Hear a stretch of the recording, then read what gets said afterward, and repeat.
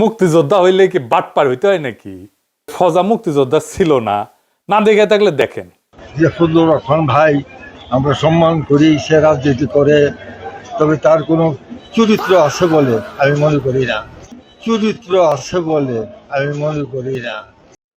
একবার আওয়ামী লীগ, একবার হলো গামছা, একবার টেলিভিশন, এখন হচ্ছে ধানের শীষ। এরপরও সে সম্পূর্ণ মিথ্যা কথা বলে। সে ছিল বিএলএফ, সে বিএলএফ ছিল, আমার ভাই বিএলএফ ছিল, আমার চাচাতো ভাই বিএলএফ ছিল। তারা যারা দুনিয়া ট্রেনিং দেওয়ার পর তারা কোনোদিন রাইফেল হাতে নেয় নাই। তারা স্বাধীন হয়েছে, তারা এই দেশে আসছে। সে বলতেছে সে নাকি সে কোম্পানি কমান্ডার ছিল, তার অধীনে 900 মুক্তিযুদ্ধে যুদ্ধ করছে, সে ব্যাংকারি ছিল, সে ছাত্রায় গেছে, রক্ত দিছে।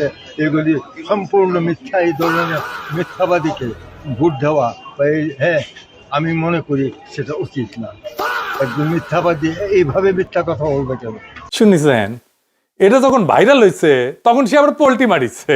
দেখেন পোল্টি মেরে কি কয়। আমি ফজলু ভাই মুক্তিযোদ্ধা না, ফজলু ভাই কমান্ডার না, এইগুলি সম্পূর্ণ মিথ্যা। আমি বলি নাই। ফজলু ভাই আমাদেরকে বিজাগ্রত করছে মুক্তিযুদ্ধের কথা বলে। কাজে এই ফজলু এর মন্তব্য বলা আমাদের দ্বারা এটা সম্ভব না। এই সাংবাদিক সাহেব আমার এই আগের আলাপ বাদ দিচ্ছে, পরের আলাপ বাদ দিয়া আমার উপরে এই কথাটি আর কি লাগাইছে। এরা বাঁচাইছে যে বুড়া কয় নাই এগুলো এডিট করা যায়, অথবা এ আইডিয়া বানাইছে।